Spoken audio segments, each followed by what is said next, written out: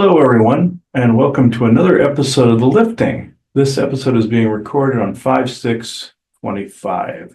Another Q&A, folks. There's been so many of these questions that there has been a total of 10 of these new batch of episodes. So this is probably going to be the last one for a minute, but just know that thank you for sending in all of the questions.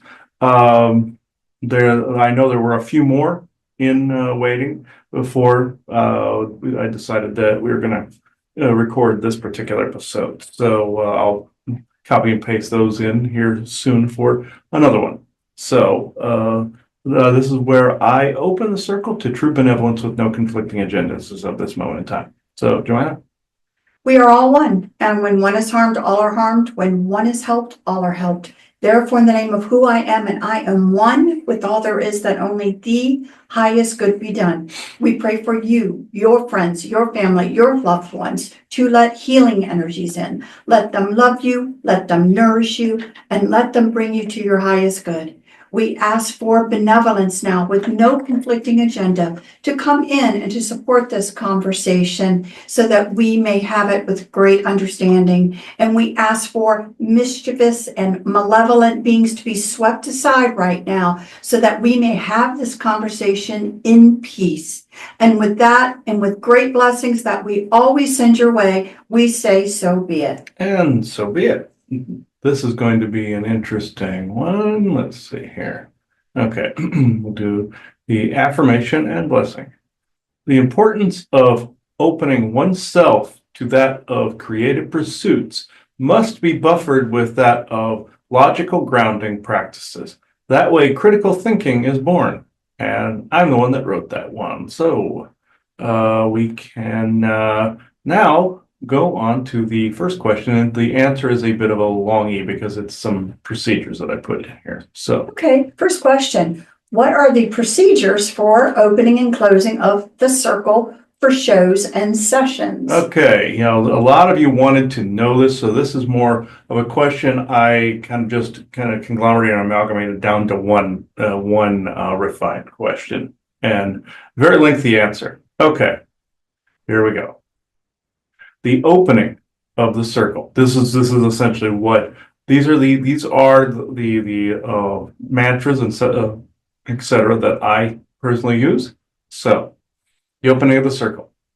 I open this circle to true benevolence with no conflicting agendas as of this moment in time, mirrored across time and space where appropriate.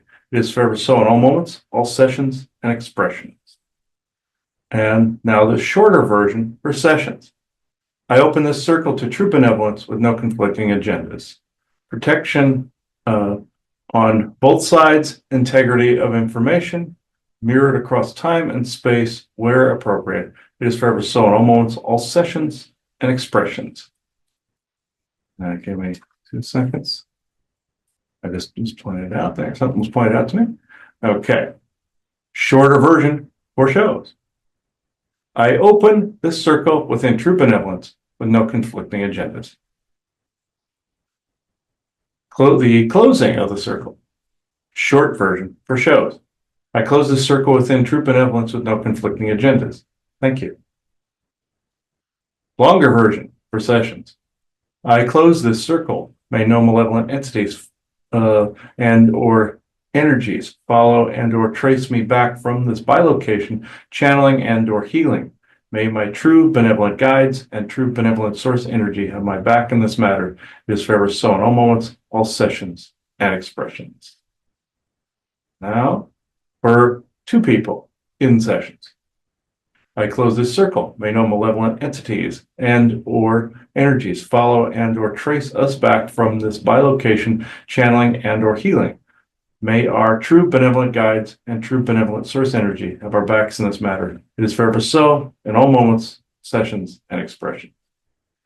Okay, that was into that one. And so just to quickly state as well, for those that may be just tuning into this for the first time, we are great believers that you need to be very specific in some of the words and expectations that you have. Mm-hmm. And it's People don't want to believe that there is something other than a benevolent source creator. I wish that were true, but from our findings, there seems to be more out there. Mhm. So when you're asking for assistance, even of yourself, make sure you're very specific. Make sure you include the word benevolence with, and also with no conflicting agenda. Make sure you're being that specific, because if not, believe it or not, because there's more out there than we really wanted to believe, that other things can potentially come in and cause issues and things like that. Yeah. So be very, very specific. Yes, with the conflicting agendas, people often wonder what I meant by this. They're like, well, isn't benevolence all good? And of course, malevolence, of course, that speaks for itself. But you have, say, true benevolence with no conflicting agendas. What I mean by no conflicting agendas is something might be good, but it might conflict with how you operate day to day, or it might conflict how you want to conduct business, or it might conflict with how you want to have a show or have, and I'm not saying different points of view. That's the wrong choice of words. It is more like or misconception or misnomer. It is more like you get the beings that will operate with you in tandem how you need to have it done. Granted, one could call that an expectation, but this is a more of manifesting that reality. So there could be something very, very good and genuine that could have a conflicting agenda to your own, that may even act almost or have more malevolent consequences, or have some kind of mishap or a series of unfortunate events you didn't count on or something. Or it might be going in tandem with something that's oppressive, but it might be benevolent, or you might have a bound being that is actually benevolent but actually attacks, and you have to actually help that being out. But with a conflicting agenda, you never want it. The good or bad or ugly or all in between. You don't want it, or neutral or indifferent. So I just wanted to actually clarify that. We can go on to the next one then. Okay. What causes ghost ships? This is actually very interesting. This one was by Isaac. So, well, this one is actually a much shorter answer than he was thinking it was going to be. Isaac here to say that some people are abducted by both military and aliens, while others disappeared and reappeared, some when and somewhere else within the Bermuda Triangle, while those that seemingly vanished right in the middle of a task were time slipped. Some just plain abandoned, like the ship. Some just were plain abandoned, like the ship that got stuck in the ice, and the crew just plain left. When they came back, the ship had gone adrift. It is still out there, waiting to be reeled in. Woo! Wink. Next question, please, dumbass. Wink, Isaac. Okay. All right. And of course, he wanted to have his own question put in: what causes ghost poop? And you can read that again if you want to. But that's Isaac's question. yes, I never heard of it. What causes the concept known as ghost poop? yes. And then he not only asked his own question, but he answered his own question. So this is a first, folks. Of course, he would have the very first poop question. So this okay. Isaac here to answer a poop question. This is where the human body must process the energies around and within it. The body naturally takes on junk energies around it. Intended or not, the body gets affected by said energies. Good, bad, ugly, and all in between. No matter how much shielding one has, the liver usually takes on said energies, because that is its job. This filter, along with the appendix, takes on both viral / pollutant toxins, as well as energetic ones. Both energetic types, though, get taken on. This then affects the stomach in a more visceral and violent way, depending on the frequency of said energies. Hence, the reason for the body conjuring what he here calls ghost poop, whereas the body automatically transmutes said energies and converts them into physical waste. Yes, this actually happens. Wink. It turns into urine/pee/piss. Why he felt necessary to add all three of those, I don't know as well. Next question, please, dumbass. P.S. Too many sessions or Q&A channelings in a row will cause this effect. Just saying, dumbass. The wink. Bye for now. Wink. Kiss emoji. Wink again. Isaac. So He's saying that because we really have done a lot of these shows within a very short period of time. Chris really wanted to get them done and get them put up. And he is now the second person who has said, whoa, you shouldn't be doing it this quickly. And I guess he wanted to explain more as to why. yes. So he not only asked his own question, he answered his own question. So that is actually first for any of them. I know we've made our own based upon concepts we want people to understand. I suppose he did the same thing. So, and it was more directed at me and everybody at the same time. So we'll go on to the next one. This one says, who was Cromwell before he was Cromwell? Oh yeah, this was interesting. This has to do with the Grey Pope episode we did. There was a segment I added where Richie and I recorded bringing in Oliver Cromwell. Back when he basically went against the sovereign. It was Parliament versus King Charles III. So, and Charles III was the only one to ever the first one to get beheaded. And that's where they came up with the executioner's mask, because somebody was not comfortable, the executioner was not comfortable killing a sovereign. So they hid his identity so he wouldn't get harassed. So that's where that came from. But this, we found out Cromwell was actually in line with the Mosin. He was one of the immortals of history. That one I was not expecting. So yeah, I will just leave this here and I'll read his own response on here. So it was me, Cromwell. I was not born before that identity. I look and act the very same I did before, or as I did before, but no one remembers that it is me. Pretty neat, huh? Oliver Cromwell. So that's probably the shortest explanation you'll get. If you want to see the rest of that, go to the episode that we did on the Grey Pope. I made the little addition of part of a session in there as well. And he also made an appearance on one of the World of Sasquatch episodes as well, that I'm in to the time of this recording, I'm in process of editing. So, okay, next. Was Laurel Canyon the place that Charles Manson groomed to? Was it the place that he was programmed and groomed to be the killer that we know him to be today? Yeah. Okay. Yeah. This was interesting. Yes, indeed, Chris. He was. It was there that many a psychotic killer was born. Some that do not have names. Some that were tests before Manson was even heard of.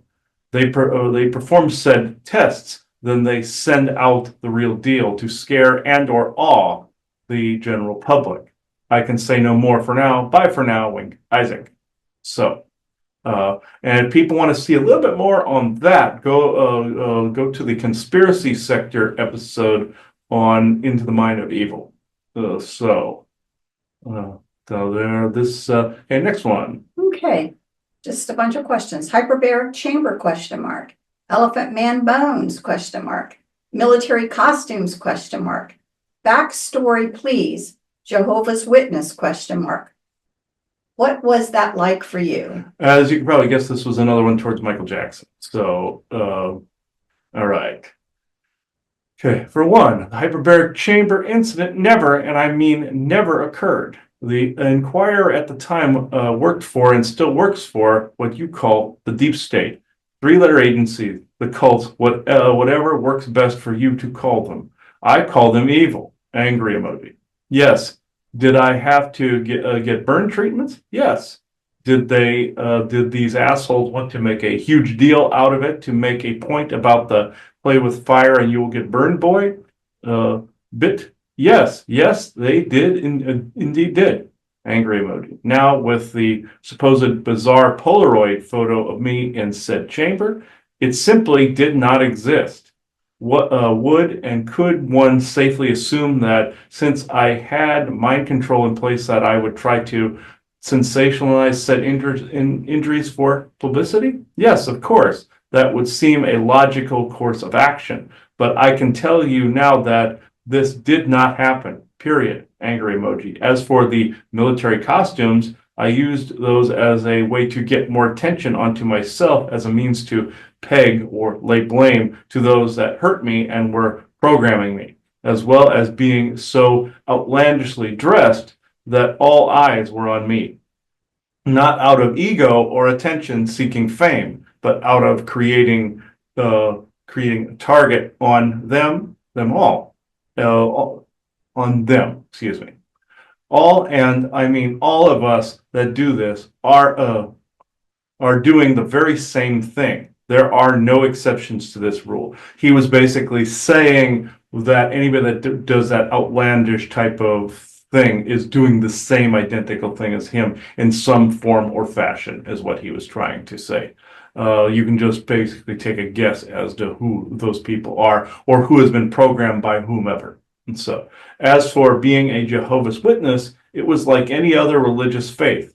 I not only truly believed what I was selling, but was also using it as a means of telling the world that I was not one of them, meaning the cultists. This is all for now, Christopher. I'd love to, and the person that sent, a friend of ours that sent this, I'm not going to say her name unless she actually gives permission. Love to you both. Joanna too. Kissing emoji. Bye for now. Hee hee. Wink, Michael Jackson. All right. Okay, that I didn't bring that out. Okay. Next one, right here. Okay. Was that you, Michael, declaring your presence with Smooth Criminal playing over the loudspeakers at the salon when Joanna went to get her haircut today? This is one I added because I heard Smooth Criminal on the radio. So and I figured that this felt more like a synchronicity. So yes, indeed it was, Christopher. Good ear and good eye, wink. I am around, but not all songs or internet synchronicities are me. Only those that you feel are me. Get it? Elena told you as such too, remember? Hee hee, ooh. Or how he ever said he went, oh, I don't know how I don't have his voice. So that's how, you know how he sounded. So wink, Michael Jackson. Oh, let's see. And he said again, not all synchronicities need to be logged. Ha, bye for now. Wink, Isaac. Okay. He was basically, they were both bitching at me. Okay, so apparently Michael Jackson got into the habit of doing the same. So, okay, next question. Why do companies and or businesses of any size have most rules that are good and always seem to add one or two stupid policies that make no sense? Is this a power trip? Are they just stupid, or is it programming? I've noticed this pattern this is one of my own questions again, and yes, this is I'm pulling an Isaac here. I have noticed this pattern constantly, where people, you'll have a perfectly good working group or working business, and there'll be one tiny stupid policy in there that throws a monkey wrench into the entire process. And I always have to assume that this is some sort of programming when I see it. I try to give people the benefit of the doubt that it's not a dumb decision, it's just a pre-programmed, some kind of preset somewhere to drive everybody crazy. And this is Isaac here. Isaac here to say that it is usually an element of all of the above, wink. For one, not all businesses and or people are made alike. So if you have a company based upon that person's traits, this reflects within that business's practices, rules, and bylaws. Take, for example, when Elon Musk repaired the IRS's website, of which they claim it would take over 100 days to move a link to the top of their main page. He did it in less than 72 hours. Why?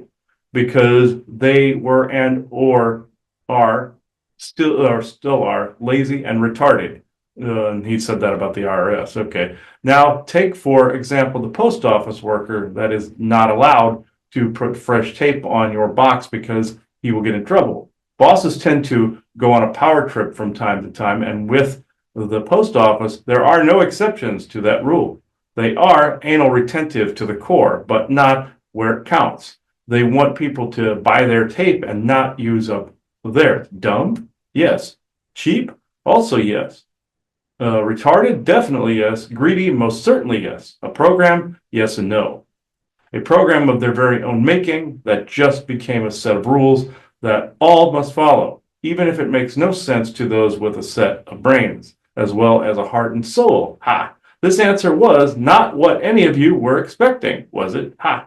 Wink. Next question, dumbass. Wink. Yeah, I ran across this briefly. I just some postal worker I met the other day basically said, I asked him to put a piece of tape on the boxes. I'd forgotten a piece of it across the box. And he goes, "Oh, don't say anything because we'll get in trouble." The bosses are cracking down on us. Like nobody has anything better to do than to crack down on something stupid like that.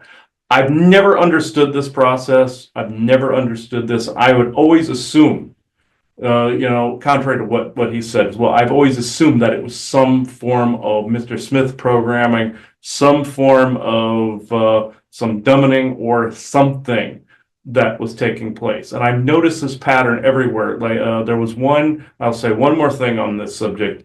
Around the times of the lockdowns, like that wasn't a form of it too, but there was a group on Facebook that people were supposed to go on there to basically sell things. I won't name the group or anything.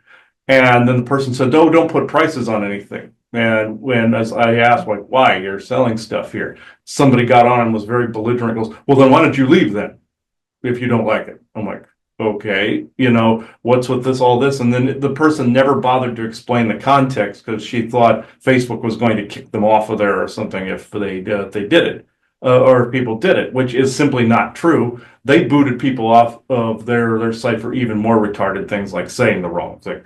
So that through censorship, it wasn't over that specific thing. It was over other things that made even less sense. So of that thing, they never did it. So I just wanted to put that out there.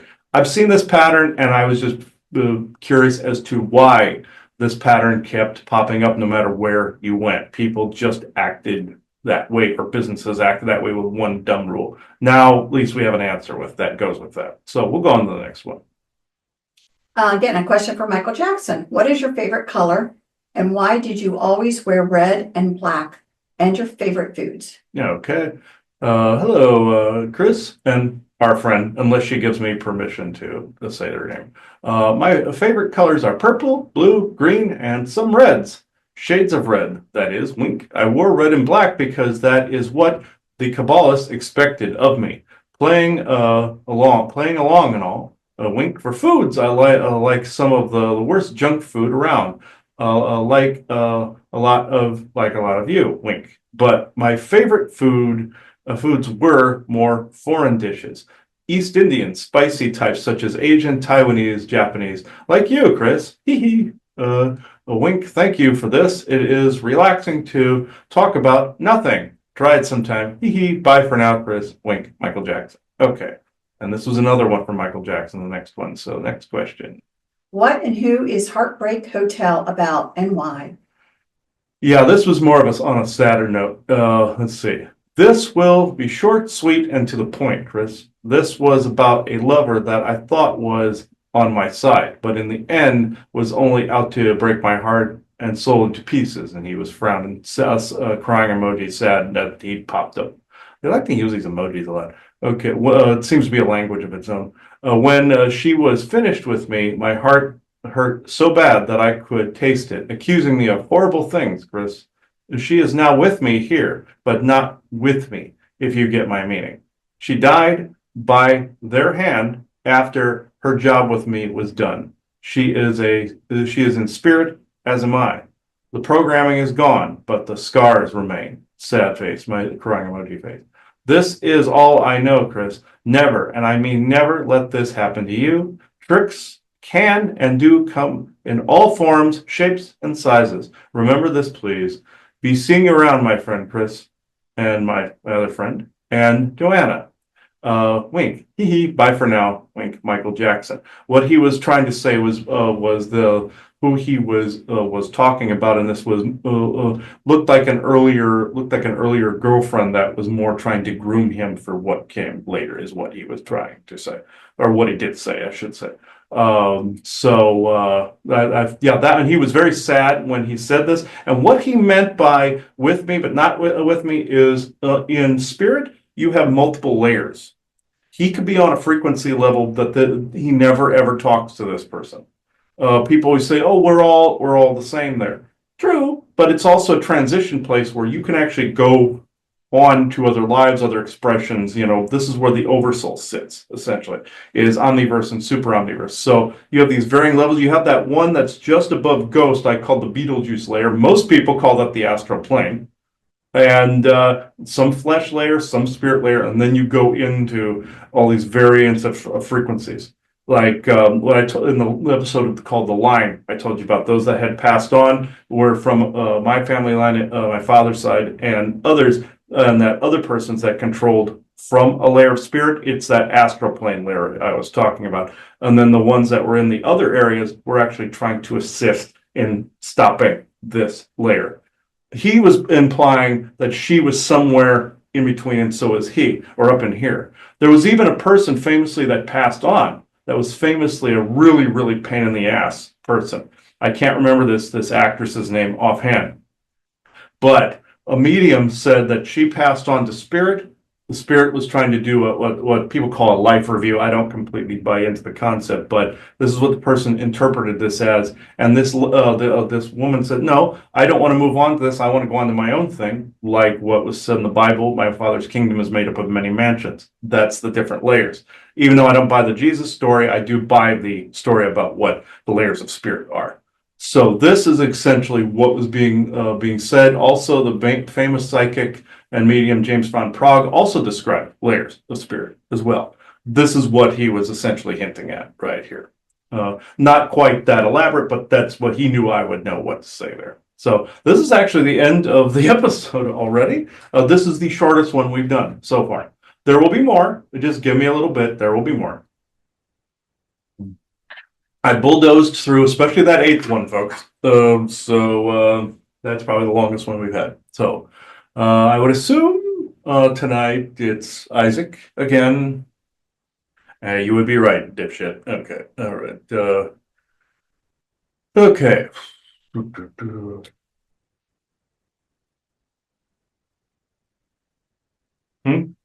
That's a strange request. Okay. Yeah, there's been some energetic issues in the property today. He had me put the other 2 rings on besides my hematite ones for this. Okay, that's a first. You normally don't have me do that. Okay.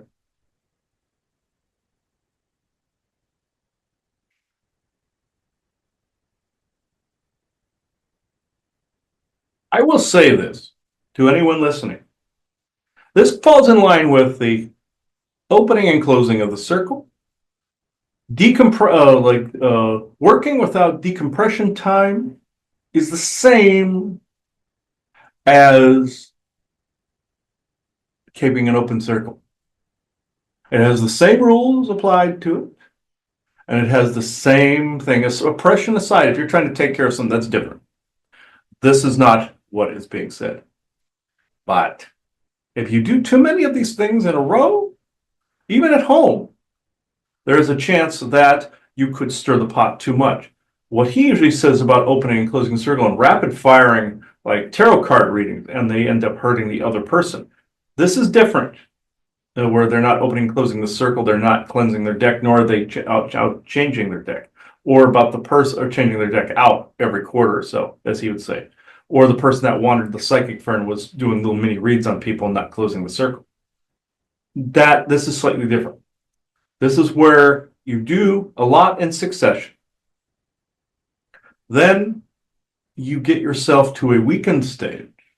Therefore, you become a target for who knows what would be lurking in dark corners. And I'm not trying to be joking in this particular instance. The series of unfortunate events that he noticed even today, I will not go into gross details. No, I'm not meaning gross at all as in bodily fluid gross. I'm talking, or any of that other gross, I'm talking about situational gross. Whereas even something that, say, he canceled on his GoDaddy account, charged him and he had to go fix it. The PayPal was frozen. They had frozen it. He had to fix it. TV fucked up in the other room, they had to fix it. You see the pattern. It's all electronically based. Electronically based usually says either ghost or entity screwing with. There's nothing here but myself and the other good guys at the moment. But no, and also the military and V2K and all that garbage does this. But you leave yourself open to more of a push, even in protected times. You see, whereas no matter what the protection is, like what you saw about the liver and the ghost poop. Yes, I did come up with a question for the ghost poop, but he came up with the term ghost poop. So it's actually both of us that are guilty of that. But you saw what was said in that answer, what I said there, where body takes it on even if you do not know it. And eventually you become weaker to the point where your protection is vellum thin, or you'd say paper thin, but vellum is a little thinner. Or like that Japanese paper where, like I was showing him the scene from The Simpsons where Homer just rips through and walks through and goes, that's essentially it. That's what what eventually your protection becomes, because it's two-sided. Interior, exterior. Environment reflects the interior reflects environment. Like in that previous question, the previous episode, where the person was talking about the house being sick, they were sick. And vice versa. When they were sick, the house felt off, and when the electrical system of the house was affected, their nervous system was affected, etc., etc. This is true, and this is what's going on. So I can go into questions. So, and just to expand that, you're talking about people that channel, do energy work, Most certainly. you know, so This again, other person that actually came up with that concept is also an energy worker, yes. right. So again, Or I should say didn't come up with it, discovered it. right. So again, we're not just, you know, again, all these things, although Chris is using his own examples, or they are using Chris as an example. More of the latter. That, but it applies to more than that. It applies to channeling, it applies to the energy work that really, you know, again, we've always said, and again, I you know, that you need to cleanse well between whatever sessions you're doing. You should only do so many in a day, let's just And say. length. And the length of time, right, and things like that. So you're just trying to reiterate that and also highlighting what are some of the conditions that can happen to you bodily wise if you take on too much and it really starts to overtax you. So besides, since we're talking it, besides ghost poop, what other issues are most common where people, you know, I'm assuming fatigue, I'm assuming that not being able to think straight, you know, but are there other examples as well that maybe people could say, oh, I have that problem? And I was just reminded that ghosts do not poop anymore, but by Elena Vesta out there, but that's their way of getting at me for picking on other people. But as both him and that other lady out there that came up with that concept, they thought they discovered it, but this has actually been in play for quite some time. Can you repeat part of your question? It's just other examples besides, you know, having GI effects. What other examples would happen to people? I know fatigue, I know mental clarity. Vulnerability to viral infections, vulnerability to immunodeficiencies, electrolyte deficiencies, things of that nature. All of those types of things, nutrient deficiencies. And you may not think that this is too much, but millimeters and centimeters accumulate, as you can for, like, say, putting stones on the property where you're putting protection up, or as you were changing the molecular structure of the creating a crystal grid on this property. What are you doing from the energies of the owner? Millimeters and centimeters. Saturation. That is actually the better term. Millimeters and centimeters equal saturation. And from this much to this much to this much to this much. And this is what is going on. This also can cause oversensitivity to other energies, other people. Also, what I said before about, and others said before about him, thinking his words were gone. because of the instant connection to things and the need to do things immediately. This is not just OCD, this was a nano contagion as well. Like I said, hint, hint to the right, that bottle of smart water sitting to the right over there. I know that's the last one you guys had, but this, what I said in an earlier Q&A, smart water equals smart dust. And the forest people were also, I believe it was the forest people that started that conversation, and then I carried it on from there.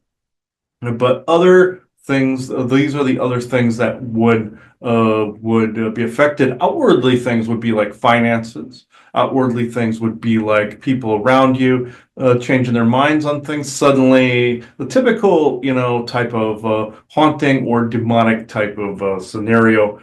Also, because this is all one kind of concept, becoming depleted makes you vulnerable to it.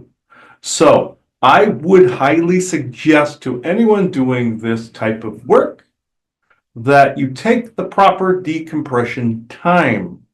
And what I mean by the proper decompression time is not bulldozing. If anybody learns a lesson from his dumbass and just make sure, do not bulldoze. He was supposed to learn this from his secret space program stuff by catching COVID back in 2021, because remembering and memory is frequency, and tapping into that frequency brought him back to a stage of vulnerability. It is approaching that level again. And I'm using him as an example. So, which is fine too. The meter is going this way, Mhm. and it needs to do this a little bit. And so I just don't think it's a great discussion, because in general, people have had a sense that, boy, I'm getting worn out, but they really do not know the totality of how let's just call it the spiritual side of us, because we're in an avatar body doing everything. By the time you feel it, you've done too much. Right. And so you don't know that. You think, for some reason, I do think people think the spiritual side is somehow disconnected from the body, No. but it's not at all. It's still all running through it. And so so I appreciate this conversation for everybody, because you do need to know that you're not being a wimp to take time to decompress. You're actually honoring your, mind, body, spirit, the whole structure, by taking that time. That could be sleep, that could be playing a game, that could be working on other things you love, etc., etc., etc. Mainly nature fixes this, but yes, otherwise you add to a more putrefaction of your own energy. Right. So that's actually very important to understand. Well, we have done a lot of these. So right now, I have to admit, my mind's a little bit blank with questions. Is there anything in particular with all of these things that we've done over the last few days that you would either like to point out, reiterate, anything like that before we go?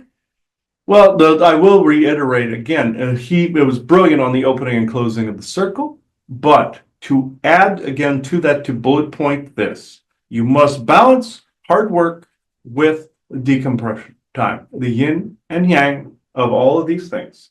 With you guys approaching the conference there in July, of course, there's a bit of a riptide forming like last year. No offense to anyone, and I bet you didn't even notice that there are flight issues once again in the news, like there were around the time of the conference last year.